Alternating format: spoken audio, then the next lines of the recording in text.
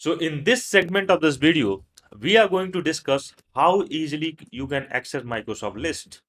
Like other Microsoft applications, you need to log in Microsoft365.com and there you can get Microsoft List. So let me take you there. Let me share my screen. So look at my screen and here you can see I already logged in Microsoft365.com and there you can see this is the dashboard for Microsoft 365 and at very top left we can see app launcher. Click on app launcher and there you can see Microsoft list. So click on list and it will take you to the dashboard, the home page of Microsoft list, and there you can see all the list created by you or by your organization.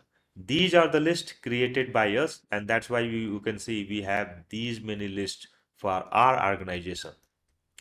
So this is how you can access Microsoft list in Microsoft 365.